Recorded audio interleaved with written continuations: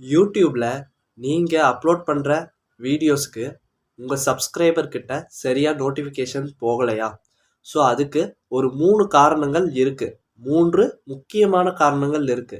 அது என்னென்னங்கிறத இந்த வீடியோல தெளிவா பார்க்கலாம். ஸோ யூடியூப் சைட்லயும் ஒரு சின்ன சேஞ்ச் பண்ணியிருக்காங்க. நம்ம சைட்லயும் ஒரு மிஸ்டேக் இருக்கு. ஆடியன்ஸ் சைட்ல அதாவது உங்க சப்ஸ்கிரைபர் கிட்ட இருந்தும் ஒரு சின்ன மிஸ்டேக் இருக்கு. இந்த 3 காரணங்கள்னால தான் உங்களுடைய வீடியோஸ்க்கு சரியா நோட்டிஃபிகேஷன் போக மாட்டேங்குது. அந்த 3 காரணங்கள் என்ன? ஸோ அடுத்து எப்படி நம்மளுடைய வீடியோஸ்க்கு நோட்டிஃபிகேஷன் கொண்டு வரது? இத பத்தின ஏ டூ இசட் கம்ப்ளீட் வீடியோவா இந்த வீடியோ இருக்கும். ஸோ வீடியோவை ஸ்கிப் பண்ணாம கடைசி வரைக்கும் பாருங்க. அப்பதான் புரியும். ஸோ வாங்க வீடியோக்குள்ள போய்க்கலாம். ஃபர்ஸ்ட்டு யூடியூப் சைட்ல இருந்து வந்த அந்த சேஞ்ச் என்ன? ஸோ ஒரு 10 வருஷத்துக்கு முன்னாடி யூடியூப் சேனல் ஸ்டார்ட் பண்ண டைம், அதாவது யூடியூபே அப்போ தான் தொடங்கின டைம்னு வச்சுக்கோங்க.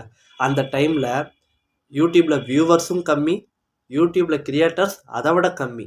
அப்படி இருக்கிறப்போ ஒரு சேனலுக்கு ஒரு 1000 சப்ஸ்கிரைபர்ஸ் இருக்குது அப்படின்னா, அந்த சேனலில் ஒரு வீடியோ போடுறாங்க அப்படின்னா, அந்த வீடியோவை அந்த 1000 பேர்த்துக்குமே நோட்டிஃபிகேஷனாக யூடியூப் அனுப்பும்.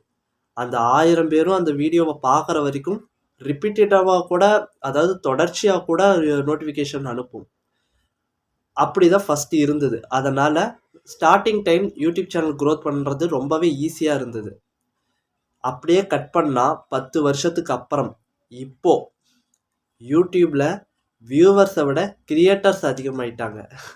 நம்ப முடியலைல்ல? அதுதான் உண்மை. யூடியூப்பில் வியூவர்ஸை விட கிரியேட்டர்ஸ் அதிகமாயிட்டாங்க.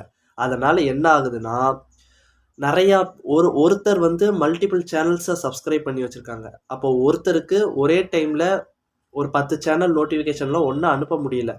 அதனால் யூடியூப் என்ன பண்ணிருச்சுன்னா, ஒரு சேனலுக்கு 24 மணி நேரத்துக்கு ஒருக்கா ஒரு நோட்டிஃபிகேஷன் அப்படிங்கிறத மட்டும்தான் இப்போ ஃபிக்ஸ் பண்ணியிருக்காங்க.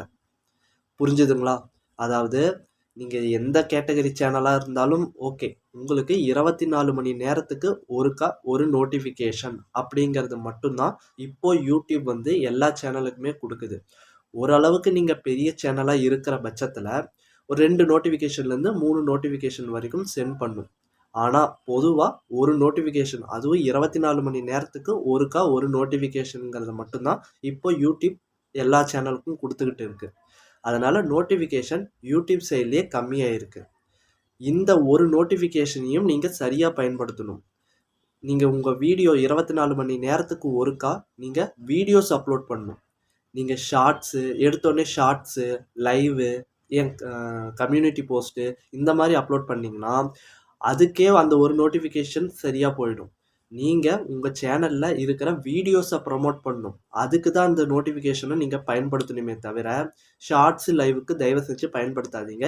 எடுத்தோடனே உங்கள் சேனலில் எப்போவுமே 24 மணி நேரம் கழித்து வீடியோஸ் அப்லோட் பண்ணுங்கள். அப்போ தான் உங்கள் வீடியோஸ்க்கு வியூஸ் உங்கள் சப்ஸ்கிரைபர்ஸ் கிட்ட இருந்து நல்லா கிடைக்கும். ஓகேங்களா? இதுதான் ஃபஸ்ட்டு பாயிண்ட்.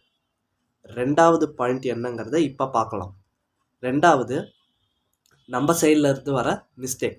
அதாவது நம்மளுடைய சேனல் ஓவரால் டேக்ஸு, அப்புறம் சேனல் செட்டிங்ஸு, சேனல் கேட்டகரி, சேனலுக்கோடைய அந்த சில விஷயங்கள்லாம் எனேபிள் பண்ணணும், சில விஷயங்கள் அலோவ் கொடுக்கணும், இந்த மாதிரி விஷயம். அதுக்கப்புறம் உங்களுடைய சேனலில் நீங்கள் அப்லோட் பண்ணுற வீடியோஸ்க்கு கொடுக்குற மெட்டா டேட்டானா thumbnail, title, description, tag, hashtag, இந்த மாதிரி ஏகப்பட்ட விஷயங்கள் தான் சேர்ந்தது தான் மெட்டா டேட்டா.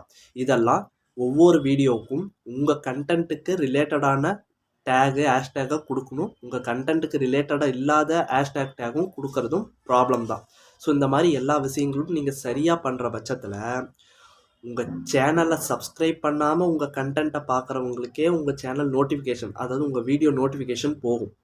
இந்த மெட்டா நீங்கள் தவறாக கொடுக்கும் பட்சத்தில் உங்கள் சேனல் சப்ஸ்கிரைபர்ஸ்க்கே உங்கள் வீடியோஸ் சரியாக நோட்டிஃபிகேஷனாக போகாது. இதுதான் 2வது ரீசன். ஓகேங்களா? 3வது ஆடியன்ஸ் கிட்ட இருந்து வர ஒரு சின்ன மிஸ்டேக். இது ஆடியன்ஸ் மிஸ்டேக்னு சொல்ல முடியாது, இது ஒரு பொதுவான மிஸ்டேக்னே சொல்லலாம். என்னன்னா, நம்ம இப்போ ஒரு வீடியோவில் சப்ஸ்கிரைப் பண்ணுங்கள், கூடவே வர பெல் ஐக்கானை கிளிக் பண்ணிக்கோங்க, ஆல் பட்டனை செட் பண்ணிக்கோங்க அப்படிங்கிறோம். ஆனால் இதை எத்தனை பேர் சரியாக பண்ணுவாங்க? ஒரு சிலர் சப்ஸ்கிரைப் மட்டும் பண்ணிடுவாங்க, ஒரு சிலர் சப்ஸ்கிரைப் பண்ணி பெல் ஐக்கானை கிளிக் பண்ணாமல் போயிடுவாங்க, ரொம்ப குறிப்பிட்ட சில பேர் மட்டும்தான் சப்ஸ்கிரைப் பண்ணி பெல் ஐக்கான் கிளிக் பண்ணி ஆளுங்கிறத கரெக்டாக செட் பண்ணுவாங்க. அப்படி செட் பண்ண ஆடியன்ஸுக்கு உங்களுடைய அடுத்தடுத்த வீடியோ சரியாக நோட்டிஃபிகேஷன் போகும். ஸோ இதுதான் முக்கியமான காரணமாகவும் இருக்குது நிறையா சப்ஸ்கிரைபர்ஸ்க்கு நீங்கள் நோட்டிஃபிகேஷன் போகாமல் இருக்கிறதுக்கும். ஓகேங்களா? அப்புறம் இன்னும் ரொம்ப முக்கியமான விஷயம், எல்லாரும் என்ன பண்ணுறாங்கன்னா, இப்போது அதிகமாக ஷார்ட்ஸுங்கிற ஒரு ஆப்ஷன் வந்ததுலேருந்து எல்லாரும் ஷார்ட்ஸ் வீடியோ போட ஆரம்பிச்சிடுறாங்க. ஷார்ட்ஸில் நீங்கள் சப்ஸ்கிரைப்னு சொல்கிறீங்க, அப்போது உங்கள் சேனல் உள்ளேயே வரமாட்டாங்க.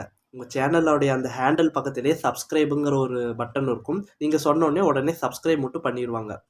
பெல் ஐக்கானை கிளிக் பண்ணி ஆளுங்கிறத செட் பண்ண மாட்டாங்க. நோட்டிஃபிகேஷன் பெல்லே செட் பண்ண மாட்டாங்க. அப்போது ஷார்ட்ஸ் மூலிமா வர சப்ஸ்கிரைபர்ஸ்க்கு உங்களுடைய லாங் வீடியோவாகட்டும் இல்லை மற்ற வீடியோக்களாகட்டும் எதுவுமே நோட்டிஃபிகேஷன் போகாது. ஸோ இது ரொம்ப பெரிய முக்கியமான காரணம் நோட்டிஃபிகேஷன் உங்கள் வீடியோஸ்க்கு போகாததுக்கு. ஓகேங்களா? ஸோ இந்த 3 காரணம் மட்டும்தானா அப்படின்னு கேட்டிங்கன்னா இல்லை, இன்னும் ஏகப்பட்ட விஷயம் இருக்குது. டெக்னிக்கலாக இன்னும் நீங்கள் பண்ணுற பல தவறுகள் அதனால் கூட நோட்டிஃபிகேஷன் போகாமல் இருக்கும். நான் இப்போ சொன்னதெல்லாம் 100க்கு ஒரு 50% தான். மிச்சம் 50% இன்னும் ஏகப்பட்டது இருக்குது. ஆனால் இந்த 3 முக்கியமான காரணங்கள் தான் மேஜராக நோட்டிஃபிகேஷன் போகாததுக்கு காரணம். ஓகேங்களா? இப்போ எப்படி நோட்டிஃபிகேஷன் நம்ம சப்ஸ்கிரைபர்ஸ்க்கு போக வைக்கிறது அப்படிங்கிறத நம்ம பார்க்கலாம். நீங்கள் அப்லோட் பண்ணுற வீடியோஸ் அல்லது ஷார்ட்ஸ் எதுவாக வேணாலும் இருக்கலாம். அதை அப்லோட் பண்ணி ஒரு அரை மணி நேரத்துலேருந்து 1 மணி நேரம் அன்லிஸ்ட்லேயே வைங்க. அதுக்கப்புறமேட்டு நீங்கள் அப்லோட் பண்ணுறதுக்குன்னு ஒரு டைம் ஃபிக்ஸ் பண்ணியிருப்பீங்கள்ல, அந்த டைமை ஷெட்யூல் பண்ணி வைங்க. ஷெட்யூல் பண்ணி அந்த டேட்டு டைமை ஷெட்யூல் பண்ணி இன்ஸ்டன்ட் ப்ரீமியரில் செட் பண்ணி நீங்கள் வைக்கிறது மூலிமா நார்மலாக ஒரு நோட்டிஃபிகேஷன் போகிற இடத்துல இப்படி நீங்கள் பண்ணி வைக்கிறது மூலிமா 2லேருந்து 3 நோட்டிஃபிகேஷன் வரைக்குமே போகும். உங்கள் சப்ஸ்கிரைபர்ஸ்க்கு உங்களுடைய சப்ஸ்கிரைப் பண்ணாமல் உங்கள் சேனலையோ உங்கள் வீடியோஸையோ ரெகுலராக வாட்ச் பண்ணுறவங்களுக்கெல்லாம் இது நோட்டிஃபிகேஷனாக கொண்டு போய் சேர்க்கும். இது ஒன்று தான் வழி. ஓகேங்களா? முடிஞ்ச அளவுக்கு உங்கள் சைடில் இருக்கிற மிஸ்டேக்ஸை கம்மி பண்ணிக்கோங்க. ஆட்டோமேட்டிக்காக எல்லாமே சரியாகும். இந்த வீடியோவில் ஏன் நம்மளுடைய சப்ஸ்கிரைபர்ஸ்க்கு நம்ம வீடியோஸ் நோட்டிஃபிகேஷனாக போகலங்கிறத பற்றியும், அதனால் அது என்னென்ன மிஸ்டேக்ஸ் காரணமாக நோட்டிஃபிகேஷன் போகல அப்படிங்கிறத பற்றியும் A to Z தெளிவாக பார்த்துருப்போம். எப்படி நோட்டிஃபிகேஷன் சென்ட் பண்ணுறது, அதுக்கு என்ன வழி பண்ணுறது அப்படிங்கிறத பற்றியும் இந்த வீடியோவில் தெளிவாக சொல்லியிருக்கோம். எல்லாம் உங்களுக்கு கிளியராக புரிஞ்சிருக்குன்னு நம்புகிறேன். ஸோ எண்டு ஸ்க்ரீனில் ஒரு முக்கியமான வீடியோ கொடுக்குறேன், மறக்காமல் அந்த வீடியோவை செக் பண்ணி பாருங்கள். ரொம்பவே யூஸ்ஃபுல்லாக இருக்கும். உங்களை அந்த வீடியோவில் சந்திக்கிறேன்.